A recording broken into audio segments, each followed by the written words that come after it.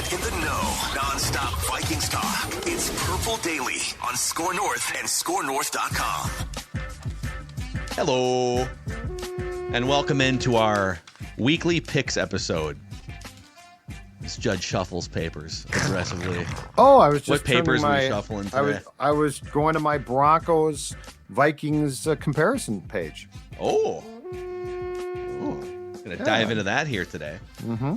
This is Purple Daily Vikings entertainment, where we just want the Vikings to win a Super Bowl before we die. Before we get into a couple key questions, what the market is saying about this game, and then our official picks here, a shout out to our friends, Judd, over at Finch Home Solutions. Let's tell the audience about our favorite van, the Finch van, the Finch Mobile. All right.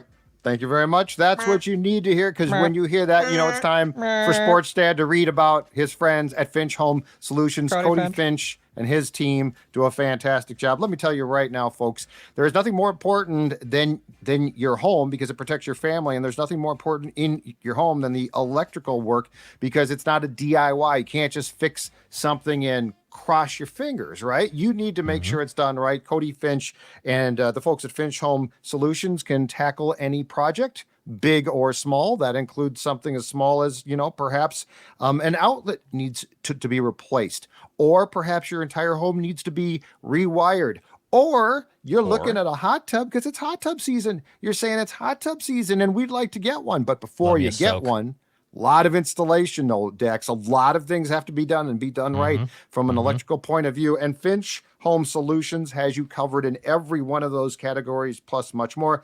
The Finch Friends and Family Plan on right now, one free electrical inspection a year, no dispatch fee. You go to the top of the dispatch list when you do call, and 10% discount on all work performed in your home for only $9.95 a month. 612-357-2604.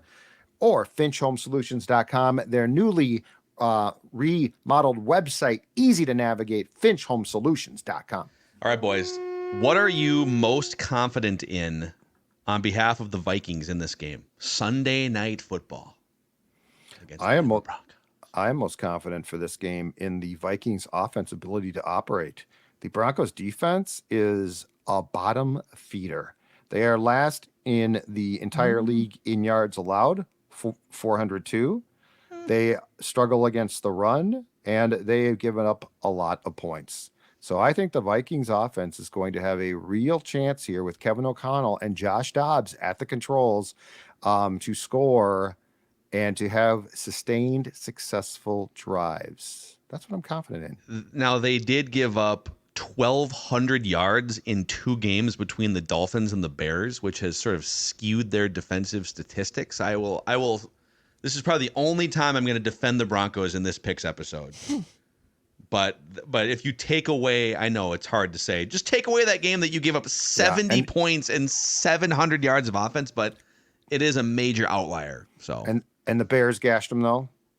The Bears ran up 471 of total offense. Yeah. That's a good old red flag right there. Those are both road games for them. At home, they've been better defensively, in fairness. But still, I have more faith in Kevin O'Connell than I do in the Broncos' ability on defense to slow the Vikings. And that's what I'm most confident in, the coaching part of this.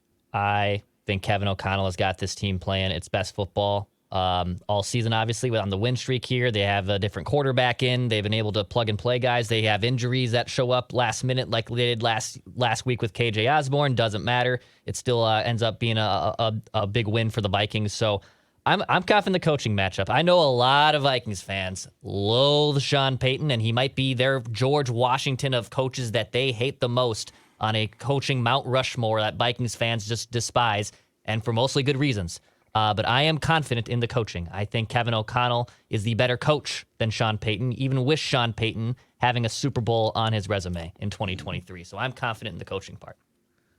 I'm confident that the Broncos are the most fraudulent team in the NFL. Everyone's looking at them saying, "Oh my God, they beat the back-to-back weeks. They beat the Chiefs and they beat the Bills.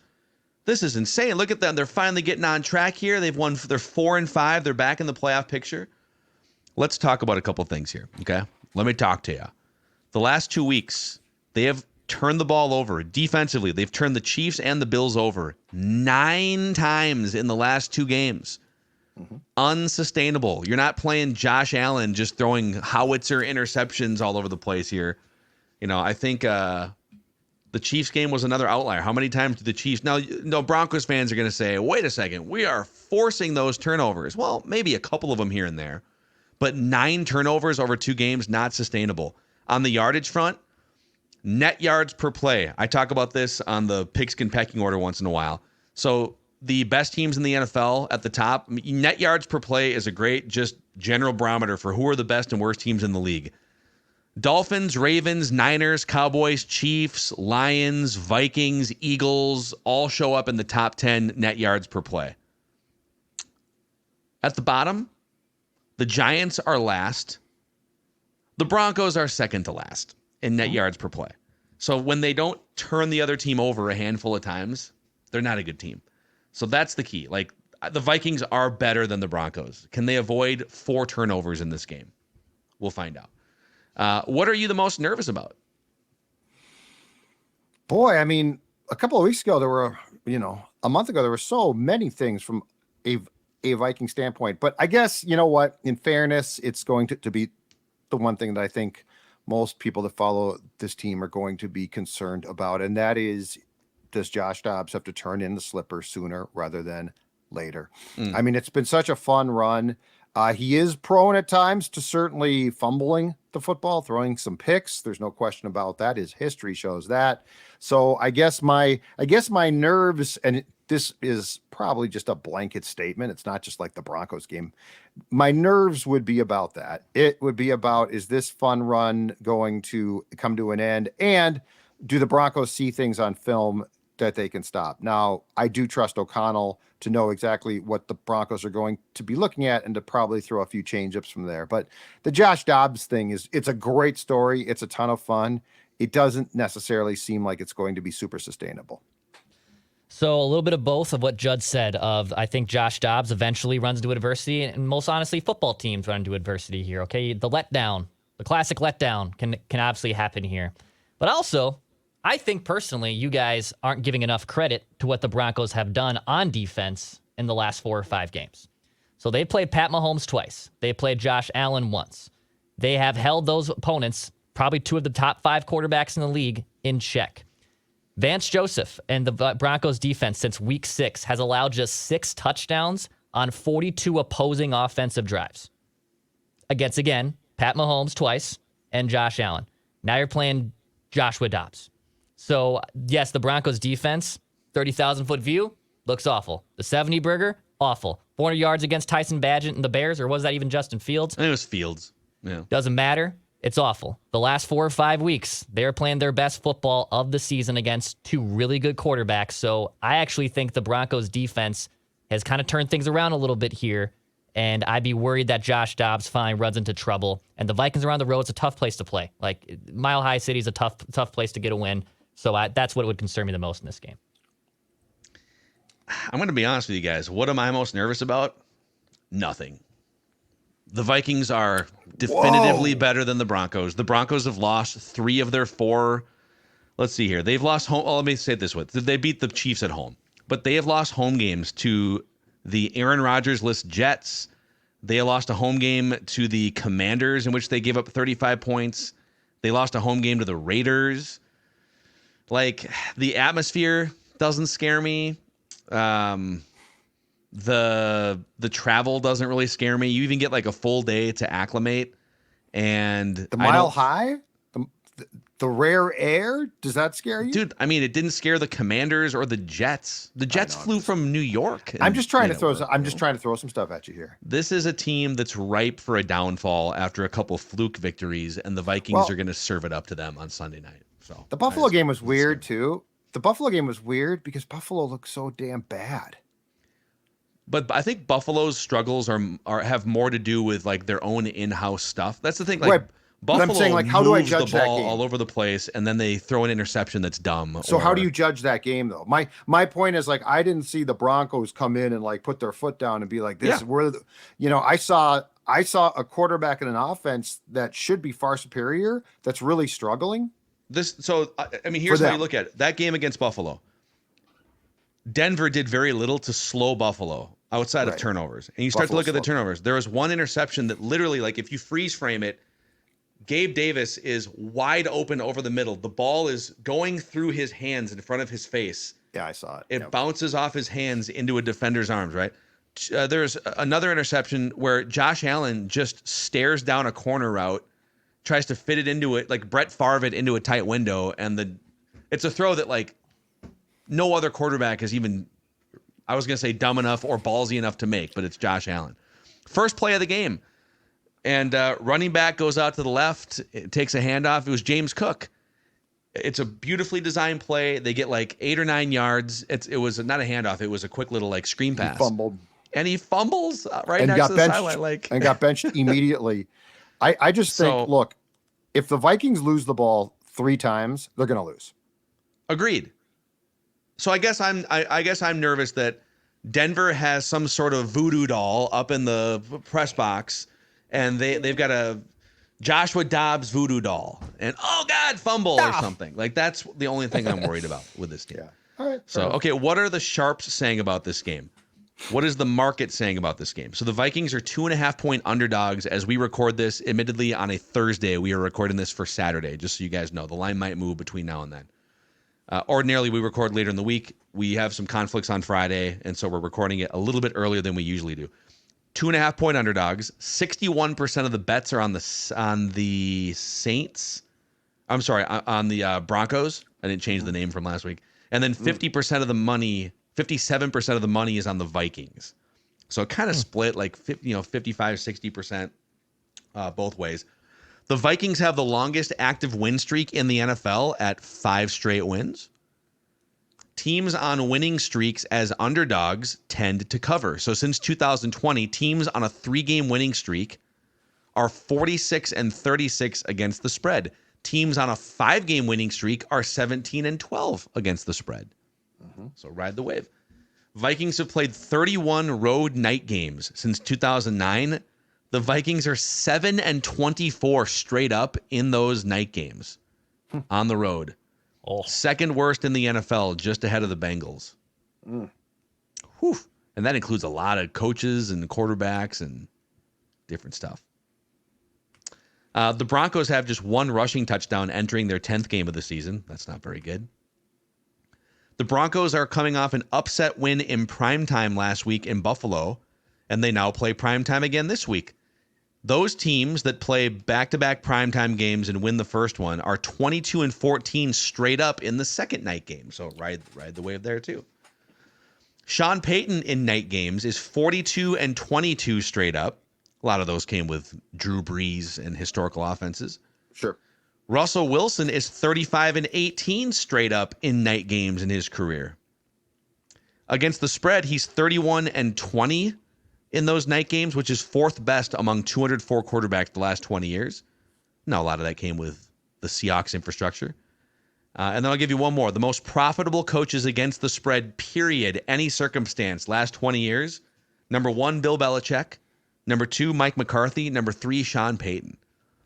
So there's some forces on both sides here telling you pick the Vikings over here, pick the Broncos over there. Okay, before we decide who wins and who covers, Dex, let's shout out our friends over at Underdog, helping to make football viewing more fun this weekend. Absolutely. Go to Underdog Fantasy, get into the fun. Show us those pick'em slips that you win on. Love to see them. Fade Dex tweets. If Dex tweets puts out his pick'em options for the most part, whatever strategy you need to win that Underdog Fantasy, go ahead and utilize it. And if you haven't joined already, go download the Underdog Fantasy app on the App Store or Google Play Store. You can use promo code SCORE, and they'll match your first deposit up to $100. Plus, they'll give you a mystery pick'em special in those pick'em slips for you as well when you sign up with promo code SCORE and a $100 deposit match. Go download the Underdog Fantasy app. And gentlemen, if I could get the wide shot here real quick as we talk about Nutrisource. Let's see how Maya's doing here. The monster has awakened. Yes. She looks like a statue. Dude, look at her. She's like her ear. Now she's good. Now she's looking. You're on camera, Maya. Yeah. She's looking out at her little friends out there. Nutrisource is the official dog and pet store of Maya Mackey and of Stella Zolgad. Vinny Goff Yeah, yeah. And look at right there, Stella's favorite thing. It's to go outside, but not stay outside. She likes to come back in, and there are the trading rewards treats for her. She loves those treats. She loves her Nutrisource food, just like the Vinster. Well, look at that proper boy. He is. He's very proper. He likes to show off a little bit when he wants some of those Nutrisource treats. And how do you say no to that face and those arms? Come on, legs, whatever you want to call them. Whatever they are, limbs. NutrisourcePetFoods.com. NutrisourcePetFoods.com to find a location near you. Okay. So, with last week, we all were correct against the spread. Judd and I tried to thread the needle and pick the Saints to win straight up, but the Vikings to cover. So, with all of that mess, Judd, you have fallen behind Declan here straight up. Declan is 6-4 straight up. Judd is 5-5 picking Vikings games. I'm 3-7 picking Vikings games this year. Against the spread, you guys are both 5-5. I am 4-6. Okay. So what do you guys think is going to happen here? Tell me who wins and by how many. Broncos are 2.5-point favorites in this game. Interesting. I'm a little bit surprised it's not a pick 'em. And look, if this was the old Russell Wilson, then I would say the Vikings are in huge trouble. But let's be honest, it's not. No. It's not. He is a shell of the guy who, and it's one of the great trades of all time by Seattle. One of the worst trades of all time, I think, when you look at this, by Denver. I am going Vikings 31, Broncos 27. Ooh, a little I think there's shootout. I think there's some points put up here. I think there's some points put up here, partially because I'm trying to factor in for longer field goal attempts, because clearly you can kick you can have a longer field goal attempt in Denver than you can most any other place in the league. I do believe that Josh Dobbs continues to put up points. Vikings win though, 31-27. Got to turn in the slipper eventually, and I think it's this week.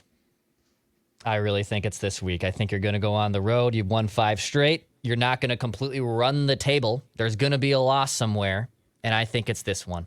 I think you're going to be fine against the Bears. I like your chances against the Raiders coming off the bye, but if there's going to be a loss on this soft part of your schedule to a degree, I think it's this one. So I believe the Vikings will lose this game 24-14. So I'm going to go with here. All right. 24-14. Vikings lose to the Broncos. So Dex is going Broncos and Broncos to cover too. Correct. The 2.5 here. Yep. So yeah, I think it's no secret where my allegiances lie here this week. Vikings win this game straight up. I think the Broncos are just in for a bit of a reality check here. And the things the Vikings are doing, they've done it against better teams. I think the Falcons are better than the Broncos, and I think the Saints are better than the Broncos. And we'll see if this can travel into the altitude. I'm going to say Vikings win this game by like 9 points, like fairly decisively. Oh wow! Okay. Yeah. So Vikings, a rare comfortable win, 28-19 kind of a thing, or like I could even see like a 30-21 kind of a situation. 62-3. Yeah, that wouldn't shock me either, actually. So, all right, there we go. That's the official picks from us. Let us know in the YouTube comment section, who do you have winning and by how many? And we'll see you guys on Vikings Vent Line right after Sunday Night Football. Yeah. It's time for some football.